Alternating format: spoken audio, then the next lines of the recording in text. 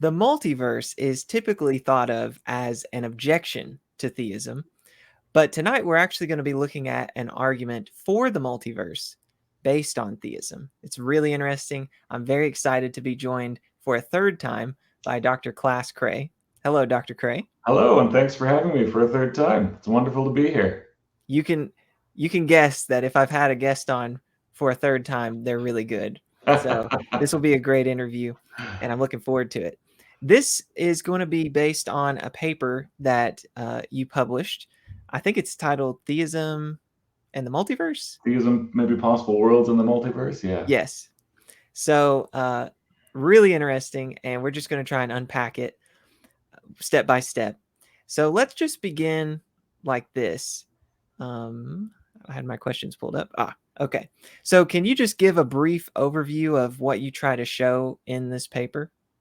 Yeah, well, you captured it quite nicely in your intro, actually. The thought is, and it's a surprising thought maybe for some of your listeners or viewers, that if theism is true, if God exists, then there's good reason to think that we live in a multiverse, right? And if I can just sort of unpack what you started with a little bit, right? Some of your viewers will know about fine-tuning arguments for God's existence, right? The idea here is that life is immensely improbable. Conditions have to be just exactly so for life to occur. You know, gravity has to not be too strong and too weak, and things can't be too warm or too cold. And so some people say, well, things had to be just so in order for life to exist. That's evidence of a kind of designer or fine tuning, evidence for the existence of God. But then there's this famous objection, right? The famous objection says, well, wait a minute, if there were tons and tons of universes, maybe infinitely many universes, and if those universes varied a little bit in their parameters or initial conditions or whatever, then, it really wouldn't be surprising if at least one of them was fit for life, right? It's sort of like the 1,000 monkeys and the 1,000 typewriters. So that's very brief and non-technical, but that's the basic idea, that multiverses are often thought of, in certain quarters anyway, as being a hostile or an objection to theism, or part of an objection to one argument for theism, to be a little more precise. Anyway, in this paper, I try to show that if theism is true, there's good reason to expect a multiverse, and I try to argue that that has certain benefits in responding to arguments for atheism. So it's really turning that idea on its head. Cool. Well, let's jump into the paper here. Okay, so how should we understand the axiological, and you'll probably want to tell us what that is. How should we understand the axiological status of possible worlds? Yeah, great. So if you don't mind putting up the first slide, I'm Yep. going to start actually by defining what I mean by God for this context. So the next slide after this, and that'll set me up, I think, nicely to answer your question. So start very simply, right? There's lots of different ideas about who or what God is, but here's a pretty familiar one, right? Familiar anyway to the philosophically inclined. So let's say, for the purposes of this paper, that God is a being who exists necessarily, who is unsurpassable in power, knowledge, and goodness. And this is the part I want to focus on, who is the creator and sustainer of everything that contingently exists. So God is thought to be the creator of things that exist but might not have. That's what contingently means. Okay, so let me focus on the idea of God being the creator and sustainer. The way philosophers talk about it is this: God surveys this vast array of possible worlds and chooses one to be the actual world. Okay, so now I got to say just a little bit about what I mean by the actual world and possible worlds. So let's say very roughly that the actual world is all the stuff that there really is that's actual, all of history as it actually unfolded, and everything that's really real. Let's keep this fairly non-technical. But of course, it's a familiar enough idea that things might have been different. History might have unfolded differently than it did. I might have worn a red shirt instead of a gray shirt. I might have more hair, less hair, right? Things might have been different. Every scenario that represents a different way that things could have been, philosophers say, is a different possible world. Okay, so you've got all these different possible worlds according to this story. So getting back to this idea of God being the creator and sustainer. Okay, so the way philosophers like to think of that is as follows. God looks at all these different possible worlds and chooses just one to be the real one, the actual world. Okay, so on what basis would God do that? And that's really the setup for what I've got on the rest of this slide. Okay, well, probably your viewers have heard of the expression the best of all possible worlds. It's a pretty familiar idea, even in ordinary everyday language, right? Yep. So before we commit to whether there is or there isn't such a thing, let's just think about what that idea assumes. It assumes that it makes sense to talk about worlds being good or bad or better or worse, right? We might say, look, the world as it really unfolded is far better than it would have been if, the Nazis had won World War II or whatever, right? That's a comparative judgment about what actually happened versus what might have been. The way philosophers say it is that this actual world is better than that other possible world. Of course, things could have also been better than the actual world, we typically say, right? If climate change weren't so bad, or if the coronavirus hadn't have happened, or something like that, the actual world would be much better than it is. So there's this possible world in which things are better. Okay. Without getting into the fine-grained details of those judgments, the basic idea here is that it makes sense to talk about worlds being good or bad. It makes sense to talk about worlds being better than or worse than other worlds. Okay, so how do we make sense of that? Well, axiology is just a fancy word for the study of value. So an axiological property is just a feature or a characteristic of a world that has to do with the world's value. So that's my first bullet point here, right? I'm assuming that it makes sense to talk about worlds having good making properties and bad making properties. And I'm not going to commit to any particular story about what those might be. Maybe you think that it's a good thing if there's lots of beautiful sunsets in a world, and it's a bad thing if there's lots of pain and suffering in a world. So a good making property is a property that, all else equal, tends to make a world good. A bad making property is a feature or a characteristic that, all else equal, tends to make a world bad. Okay, so the overall status of a world, the overall goodness or badness of a world, is some function of its world good making and bad making features. You look at all these features, and then, at least in principle, maybe you or I can't, maybe God can assess, or an omniscient being can assess how good or bad a world is, right?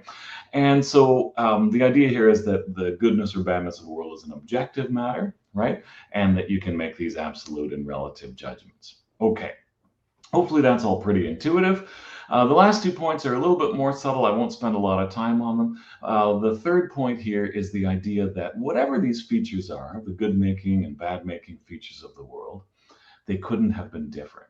That is, there's no scenario where it's a good thing to, I don't know, refrain from helping little old ladies cross the street, or where it's a terrible thing to give money to charity or something like that. We're assuming that whatever the good making features of worlds and bad making features of worlds are, they're uniform across all the possible worlds. Okay, there's a way to tell the story that doesn't involve that assumption, but let's keep things relatively simple. Yeah. Last point is that I'm going to assume that all worlds can, at least in principle, be compared. Slight technical term here. The idea of worlds being commensurable is that they're all to be evaluated with reference to one common set of features or standards or properties. Those are the good making and bad making properties, right? So every one of them is to be evaluated with respect to that bunch of properties. That means they're commensurable. And comparable means that there are no failures of comparability between them. For any two worlds, A and B, either A is better than B, or A is worse than B, or A is equal in value to B. Okay, we can relax those assumptions later on, but just to keep things fairly simple, that's what I want to assume. So, long story short, worlds are good and bad. It makes sense to talk about a good world and a bad world, a better world and a worse world. And you do that by telling some story about what the features are that make a world good or bad. All right. Yeah, I was going to summarize, but you just did. So that's perfect. Now, that's what you lay out in the first part of the paper. But then you talk about 3 candidate hierarchies of what you call divinely actualizable worlds. So, what are these kind of 3 options? So to speak? Great. And so this is supposed to fall out of these assumptions, right? So if you move to the next slide, let's go back to that simple phrase that everyone's heard of, right? The best of all possible worlds. All right, let's take that seriously for a minute.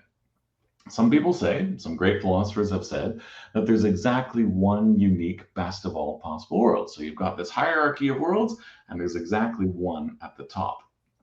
Famously, this view is associated with Leibniz, and other philosophers in the history of philosophy have held it as well.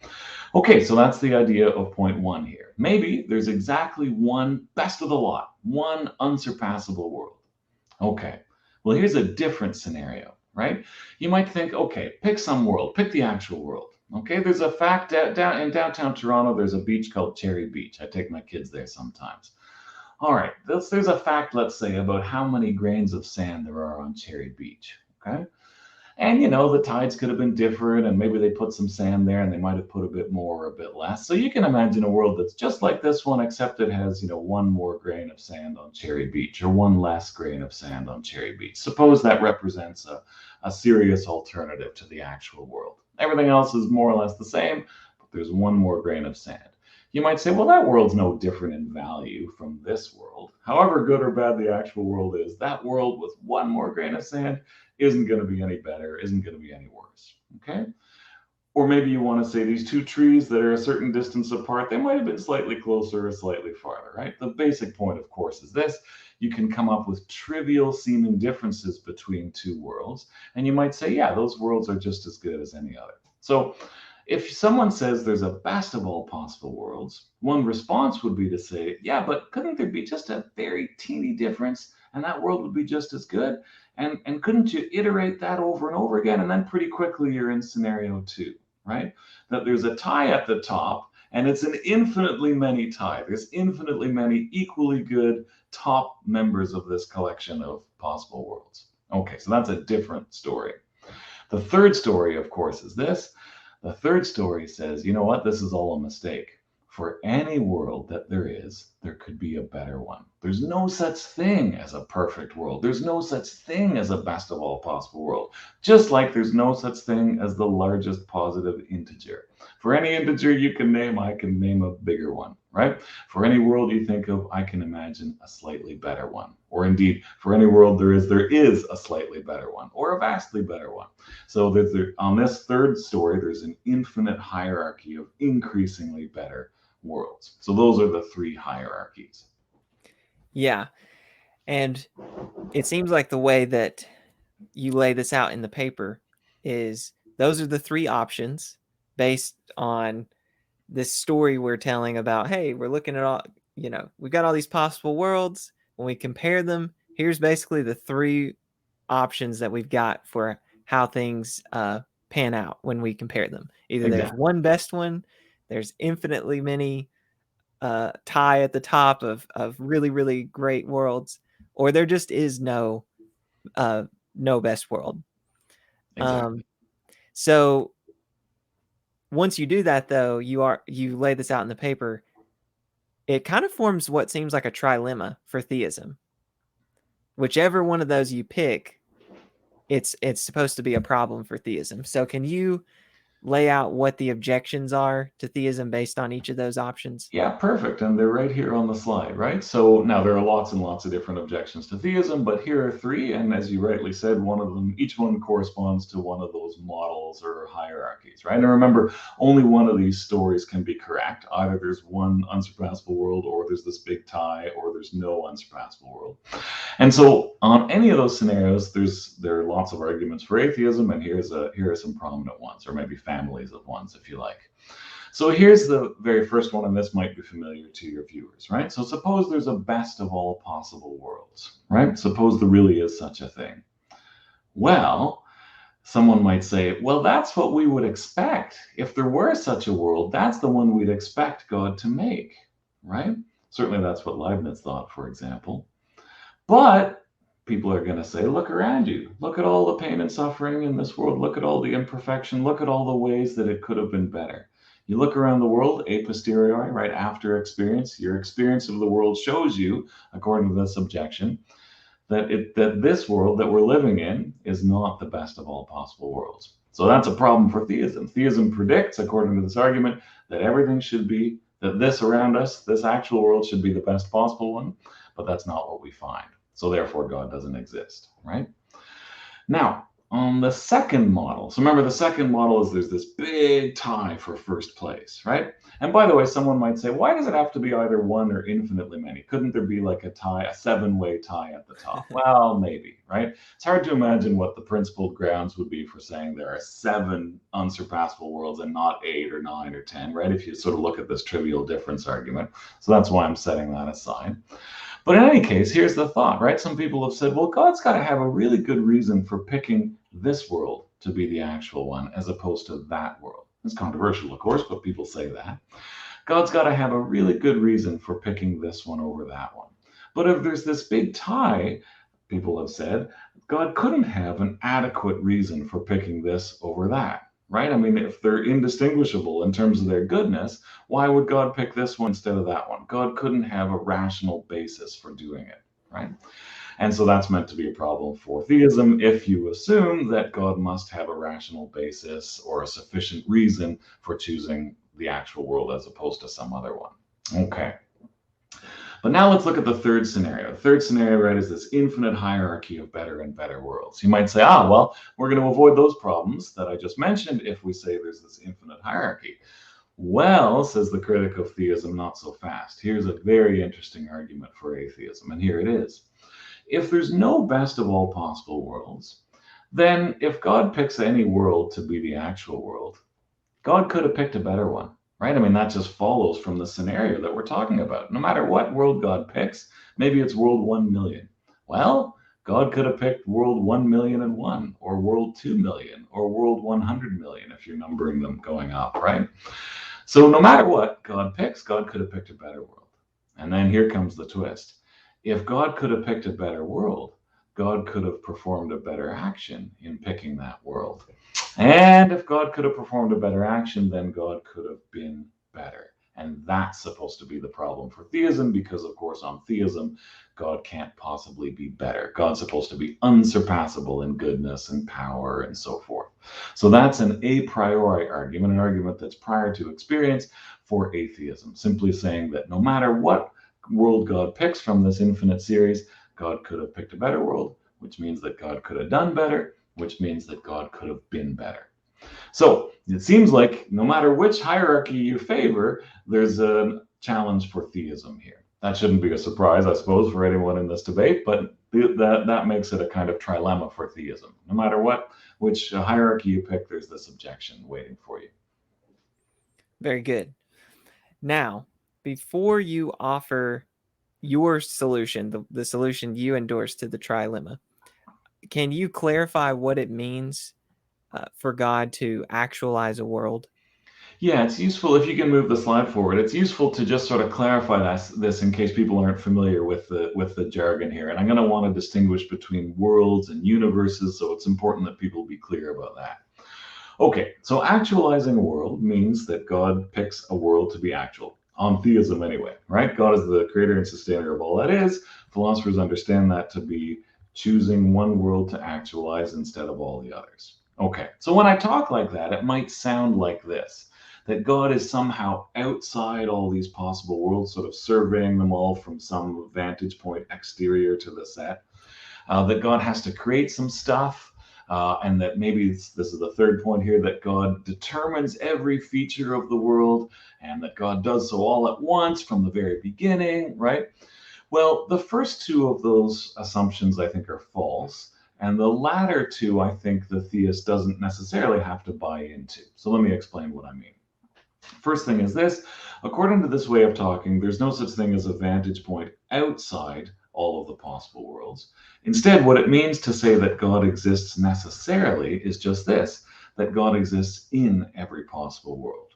And that might sound a little funny if you're not sort of steeped in this stuff, but the idea is supposed to be very simple. The idea is that God exists no matter what. If I'd been wearing a red shirt, God would still exist. If the Nazis had won World War II, God would still exist. If the universe had cooled slightly more quickly, or if gravity had been slightly stronger, God would still exist, right? That's supposed to be the idea. Possible worlds are just ways that things might have been. And the thought for theists is that God exists no matter how things could have turned out, no matter how things could have been, God is still there. So the technical way to say that is just that God is in every possible world. Okay, so that dispenses with point A. Point B is very simple as well. I don't want to mislead people into thinking that God always has to create some stuff, because of course theists typically think that God's decision to create is a free one. God might have not created any people or rocks or universes or whatever, right?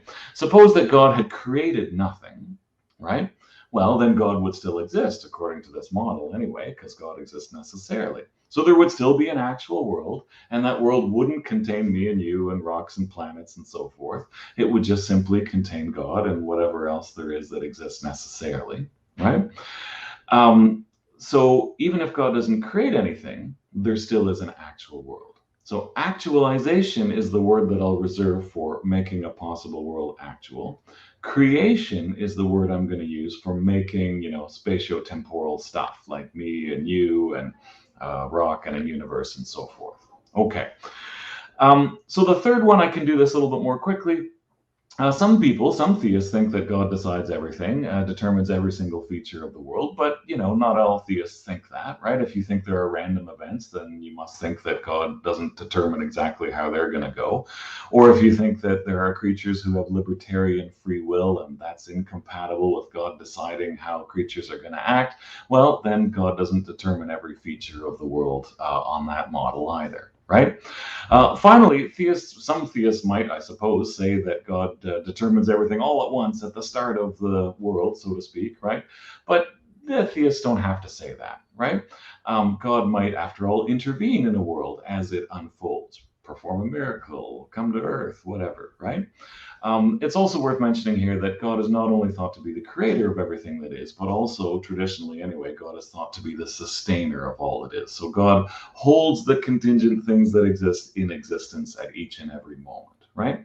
So that sort of falsifies D here, the thought that God sort of does everything at once, right? So that's what I mean by world actualization. God chooses a world to actualize, and what I want to do is avoid any misconceptions by setting out these 4 points here. Perfect. Now we're going to get to your solution. It was important to clear away these misconceptions before presenting your solution. So, to the trilemma at least. What you call your solution the theistic multiverse. And what is the theistic multiverse? Yeah, good. So if you can move to the next slide, I'll try to unpack this a little bit. Probably this slide and the next one will do it. So again, I want to be careful about the terminology here. So it would be normal, if you weren't a philosopher, to think of universes as being bigger than worlds. But I want to be super clear that I'm actually using the terms in the opposite way. So a possible world is this entity, which may or may not contain any universe or one universe or multiple universes. Okay, so just keep that in mind, if because it's easy to get confused here. Universes are smaller than worlds as I'm using these terms. You can use the terms differently if you want to, of course. All right, so a possible world is a way that things could have been. A universe is, let's define it as this. There's lots of different definitions by scientists about what a universe is, but here's one that we can use for our purposes. Something that's spatiotemporally connected, but that doesn't have any causal impact on any other universe. That's what I mean by causally closed.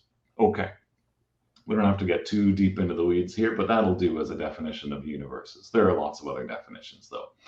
A multiverse, as the name suggests, is a scenario in which there's more than one of these things, when there's more than one universe. Okay, so again, possible world is the big thing. Universes are the smaller things, so to speak. Universes, by the way, can still be really big. Let me not try to mislead anybody. Okay, so suppose you're a theist and you think to yourself, well, God might not have created anything. Okay, then there's still an actual world, and that actual world includes 0 universes because God didn't create anything. All right, suppose you're a theist and you think that God created precisely 1 universe. Okay, so there's an actual world, and the actual world includes 1 universe. The scenario that I'm talking about is a scenario in which God creates more than 1 universe. Okay, and on the next slide, I'm going to get into exactly what kinds of universes God creates. All right, so universes within a multiverse can vary from each other. If you just back up for 1 second, I might just quickly touch on a few points from the previous slide. Universes might be wildly different. They might have, I don't know, they might have different laws of nature. They might look very different or very similar to ours, right? But if they're all in one possible world, by definition, they've got to be logically compossible. There can't be any contradictions between different universes, because a possible world is defined as a possible scenario, so it can't contain any contradictions. All right, so here we get a little more speculative. I'm tempted by the thought that this means that there are no exact copies. There's no exact copy of Jordan and Klaas having an exact conversation like this in some other universe right now, because maybe that's a contradiction.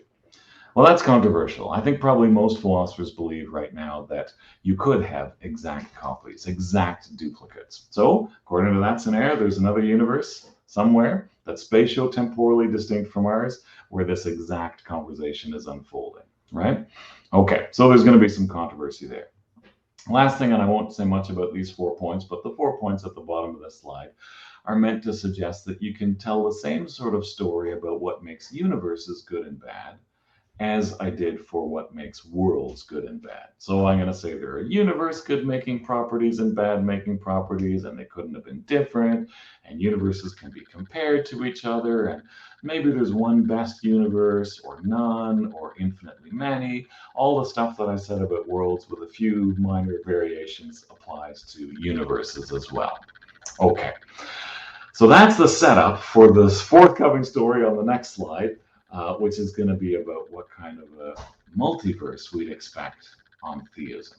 Okay, so I've compressed some stuff from the paper here in the interest of time and space. The basic idea of this slide is this. If theism is true, here's what I think you should expect. You should expect that God is going to create all the universes that are above some threshold of goodness, all the good enough universes, all the worthy universes. God's going to create those ones. And God's not going to create and sustain any unworthy universes. That's the basic idea. That's that whole slide in a sentence. So the first 2 principles are principles of plenitude, principles that try to show that God's going to make all of them. And the second 2 principles are going to say that God is going to make only those ones, only the good enough ones. Okay, so first principle. Look, if a universe is creatable by God and sustainable by God and is good enough, it's worth creating and sustaining. What does that mean? Well, it's above some minimal standard of value. Then that being is going to create and sustain that universe, right? Here's a corollary. If that being doesn't create and sustain a universe that's good enough and that's creatable and sustainable, then that being is surpassable. Why? Because that being could have added some goodness to reality, to overall reality, but failed to, right?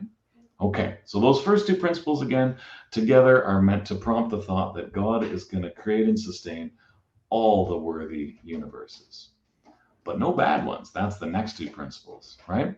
Yeah. If a universe, I'm on the second last one, if a universe is not worth creating or not worth sustaining, in other words, it's below that threshold, that objective threshold of goodness, then God's not going to create it. Or if we're talking about sustaining, God's not going to sustain it. And here's a corollary, right? If any being creates or sustains a universe that's unworthy of what? Unworthy of being created or sustained, well, then that being is surpassable, right?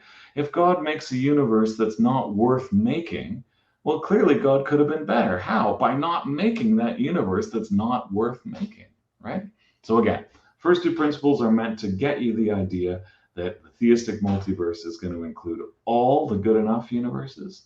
And the second 2 principles are meant to prompt the thought that the theistic multiverse is going to only contain the good enough ones. Okay, so we're ready, we're set, I think, for how the theistic multiverse solves the trilemma that we introduced at the beginning of the interview. So how does the theistic multiverse solve the trilemma? Excellent. So yeah, if you can get to the next slide, I'll try to unpack it. The way it solves the trilemma is maybe slightly misleading.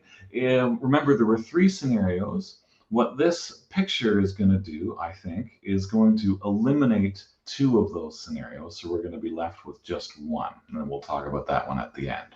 Okay, so again, here's the picture. If you're a theist, here's what you should expect, says me. You should expect there to be a multiverse that contains all and only the universes that are above some value standard, some objective value standard. In other words, they're worth creating and they're worth sustaining. And there aren't any other universes in this multiverse, right? On theism, it doesn't make sense to talk about any uncreated universes, right? If theism is true, there aren't any universes that weren't created by God, right? So that's what there is in the theistic multiverse. All the universes that are good enough and only those universes. Okay. So how does that rule out two of the three scenarios that we talked about? Okay, so picture this. You've got a world, possible world, the theistic multiverse. It contains all and only the good enough universes, all and only the good enough universes. All right.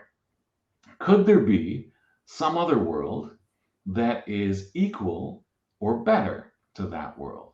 Because that's what you need in order to get the infinitely many ties scenario or the infinite hierarchy scenario. So here's the question again. Could there be a world that's distinct from the theistic multiverse that is better than or equal to the theistic multiverse? Could that happen? All right. Well, let's think about it. Any world that is going to be different from the theistic multiverse has to be different in some way.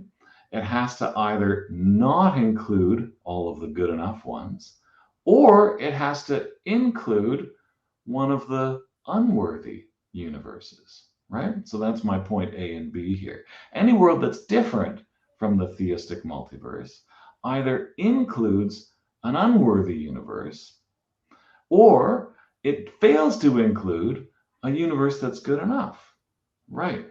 Well, according to me anyway, either way, the world that you get, maybe it includes 7 unworthy universes, or maybe it fails to include 64 worthy universes. Either way, I think there's a good case to be made that the world that you get is worse than the theistic multiverse. Why? Precisely because it either fails to include some good stuff, or because it includes some stuff that it really shouldn't, given theism.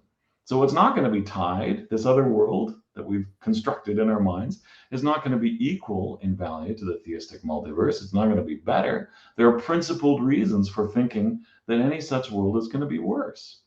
Right. Well, if you're with me so far, then we don't have to worry anymore about the no unsurpassable world scenario, the infinite hierarchy scenario, or the scenario where there's this infinitely many way tie at the top. Because I've just proven, I think, that there can be no world that is equal to or better than the theistic world in terms of overall value. That's the gist of it. Yeah. So what you're left with, guess what, is the Leibnizian story that there is one unique best of all possible worlds, the very first scenario, which I think I called EOUW, exactly one unsurpassable world. So two lemmas in our trilemma are gone, and we're left with the old familiar idea, except in a new key, that there's exactly one best of all possible worlds. And that best possible world is a theistic multiverse. So goes the argument. That's right. Uh-huh. Okay, so I think all that was clear. The reason we eliminated the no unsurpassable world option was because in order for that scenario assumes that there's this better than hierarchy that just keeps getting worlds just keep getting better. But the theistic multiverse cannot be improved upon. It's the best one. And then we eliminated the infinitely many because there's no ties with it. The only way there could be a tie would be to violate one of the assumptions you made. It would have to be an identical theistic multiverse, but you were saying we're assuming there's no identical universes. So we eliminate that one.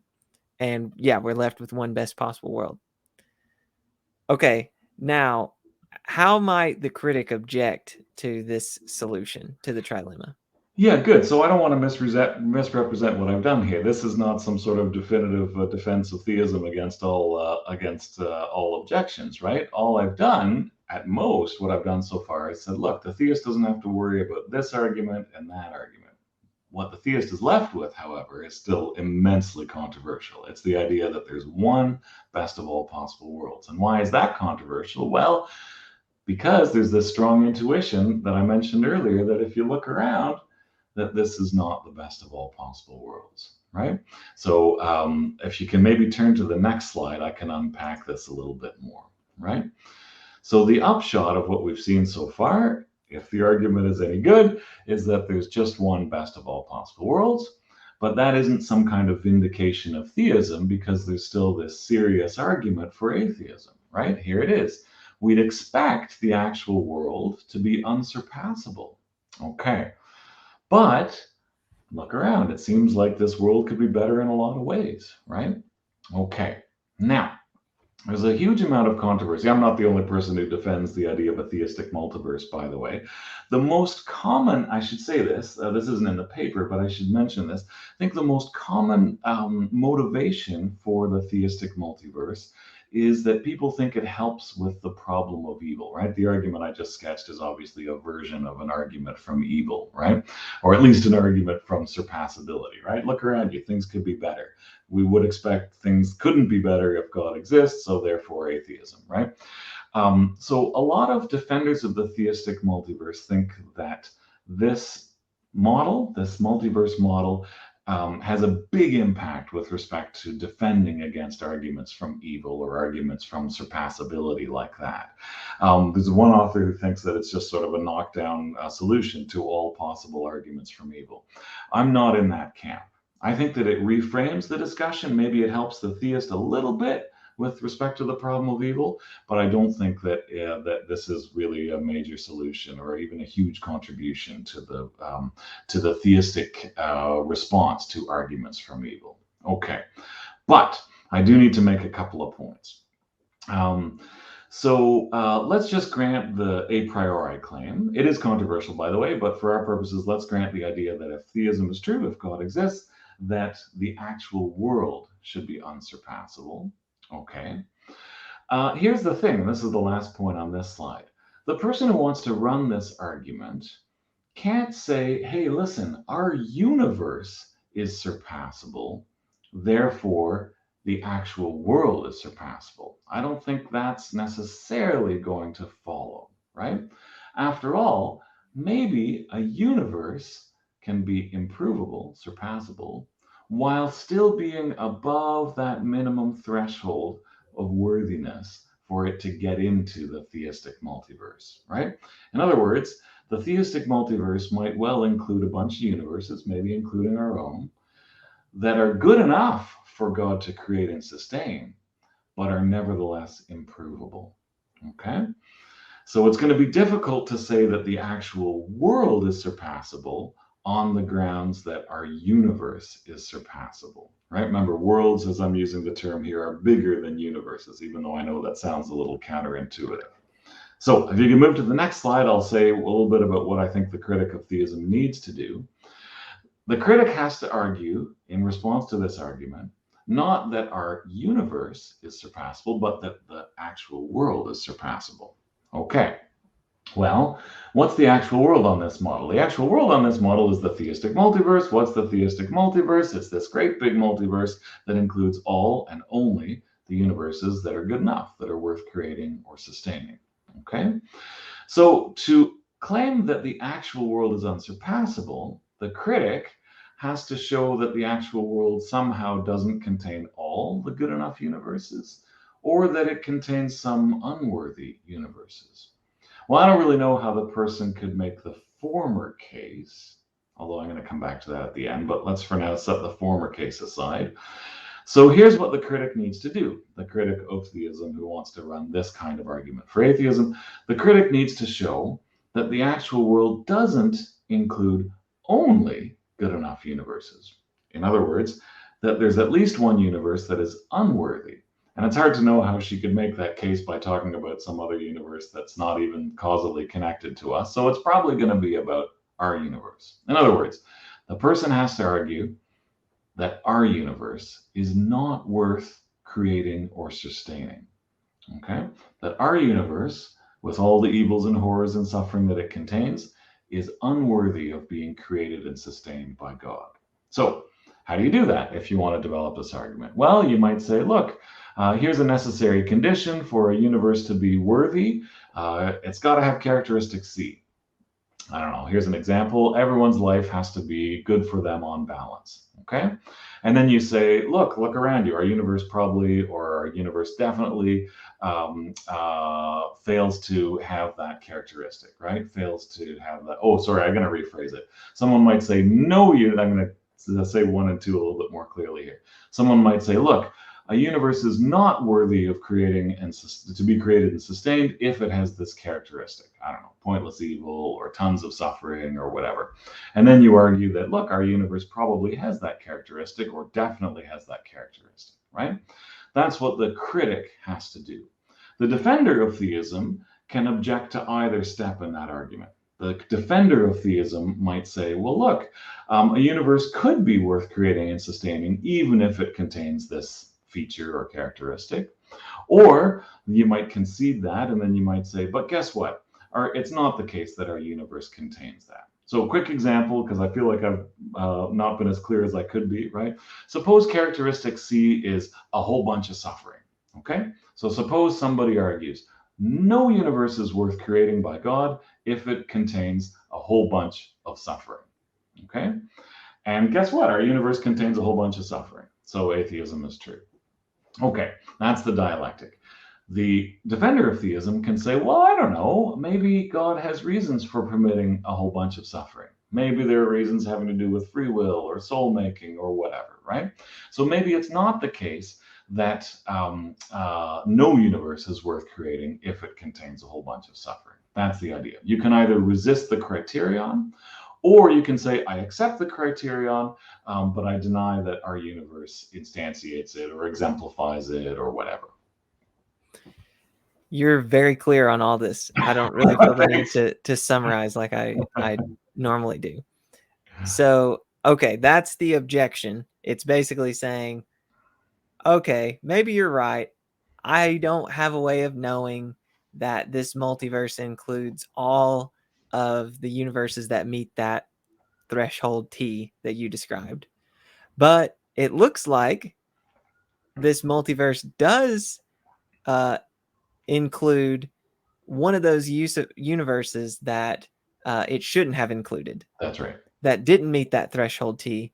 And namely, that universe is our universe, the one we're in. And the reason that I know that, so the critic says, is because the universe we're in has some characteristic we're calling C. They can fill in the blank. So they're saying, I know that this theistic multiverse isn't the best one because it includes our universe when it shouldn't have. Okay. And then, like you said, the theist, I guess that's my next question. How can the theist respond? It sounded like you're saying the theist can either reject the criterion and say, hey, that characteristic C that you're saying justifies, your conclusion that our universe shouldn't have been included in this set of multiverses. I reject that. Characteristic C is compatible with including it in the set. But the theist could also say, okay, you're right. Characteristic C would mean that this universe can't be included in the set of the multiverse, but I just think that our universe doesn't include characteristic C. So there's kind of two directions or two options they can use to respond. That's exactly right. Very, very nice. Yeah. Okay. Now, that brings me to the last question. How would you like to conclude the discussion? Yeah, good. So I'll reiterate a point that I made earlier, and then I'm going to look at some objections because, there are no slam dunk arguments, or maybe almost no slam dunk arguments in philosophy. So I want to say a few words about ways that people have tried to resist this kind of argument. But before I do that, yeah, just to sort of summarize this business about the problem of evil, some people think that the theistic multiverse model helps the theist enormously in responding to arguments from evil. I don't think so. I think that it really involves reframing the arguments from evil to be about whether this universe is good enough to make the cut to be in the theistic multiverse. And people can have all kinds of arguments and intuitions about whether this universe is good enough to make the cut, right? So it's just reframing the standard lines of argument for atheism that appeal to evil or hiddenness or whatever, right? And talking about those at the level of this universe, right? This universe isn't good enough to make the cut because not everybody believes that God exists. That's a hiddenness argument, right? I'm sure you've done other interviews on the hiddenness argument, right? A loving God would see to it that everybody believes that God exists. Okay, fine. So that's the argument, right? Then you have a debate about that. But that's just really reframing the conversation about the problem of evil, or in this case, the problem of hiddenness, rather than sort of monumentally shifting things in favor of the theist, as some people think. Good. So if you can put up our last slide, I can say a little bit about some objections, right? So here are four that I want to mention, and they all worry me in some way, some more than others. And I don't have kind of a full story to tell about any of them, so I'll sort of say that right up front. But here are some that have come up in the literature, and maybe I can post. There's been a number of papers written responding in part to my paper and also to other people who've argued in various ways for theistic multiverses. So in the bottom of the YouTube, I'll put links to some of these papers in case people are interested. But here's one objection that's come up, right? I was just carrying on as though there's this nice, clean, objective threshold that bisects all the worlds into those that are worthy and those that are unworthy, separates the sheep from the goat, so to speak, right? But here's another line of thought. Maybe things aren't so simple, right? Because think about it this way: would an unsurpassable being really include a bunch of universes that are just like barely at that threshold or barely above it, the ones that just kind of barely make the cut? Well, maybe, but imagine an alternative. Imagine a universe creator who doesn't include the ones that just barely make the cut, but only includes the ones that are well above this threshold, right? You might say, that would be better, right? And then, of course, you can iterate that argument over and over again to suggest that for any threshold that somebody cares to articulate about what makes a universe good enough to make the cut, you can come up with a better story, a higher standard. And then the objection is going to be, well, God's standards can't just be kind of so-so or middling. God's standards have to be like really good, like maybe unsurpassable. So the bar keeps getting moved higher and higher and higher. And guess what? Then you've fallen right back into the problem of no best world, right? I was carrying on as though there's a unique best of all possible worlds, but this is a direct objection to that. There's no unsurpassable, there's no perfect threshold. God could always have had a higher standard, right? So I think in the end, the defender of the theistic multiverse probably has to bite the bullet on this and say, there is, maybe biting the bullet's the wrong metaphor here, but needs to just dig in her heels and say there is an objective standard. Maybe we don't know what it is. Maybe the defender of the theistic multiverse has to work a little harder to say a little bit more about what it is. I mean, here's one: a favorable balance of good over evil, just a little bit more goodness than evil. I don't know. You could build in more and more criteria, but of course, the more criteria you build into establishing this threshold, the higher it's going to seem to be, right? So in any case, that's an objection. I'm stammering here a little bit because I'm not sure really what the best response is to it, right? But certainly it's a direct objection to the coherence of the model, right? Okay, next one. I was carrying on just now as though it makes perfectly good sense to talk about all the universes worth creating and sustaining, right? But some people have said that there's no such thing as all the universe is worth creating and sustaining. That you can say those words, you can say that sentence as I just did, but that doesn't mean it makes sense, right? The idea here is, well, here's a way to motivate it. Suppose you accept that there could be exact copies. Okay, so there's another universe where you and I are having this exact same conversation. And let's suppose that this universe, including this lovely conversation, is good enough to be above the threshold. Let's suppose that. We certainly want to think so anyway. And so then, by definition, the exact copy universe would also be above the threshold, but there could be more than one exact copy. There could be 3, 4, infinitely many, right? So if you start to think about that, it seems like, so the critics have said, there can be no such thing as all the universes worth creating and sustaining. You don't have to do this argument with duplicates, by the way, but it's a vivid way to see it. Like, how many copies would be enough? God says, fine, 10 billion copies. Yeah, but God could have made 10 billion and one copies. What about 20 billion? Well, God could have made 20 billion and two, right? Slightly more technically, the idea here is that there's no greatest cardinality. Cardinality expresses the size of a set. There's no greatest cardinality, whether finite or transfinite. So for any cardinality of universes that God wants to make, God could have made a larger cardinality. So that's a serious objection as well, right? I'm not entirely persuaded by it, but I'm not sure that I have a knockdown, drag out response. I do think there's something misleading in thinking through it like this, like God's got to pick a number. God's got to pick a number of universes to make. And then, of course, the objection is going to be, well, God could have picked a higher number, right?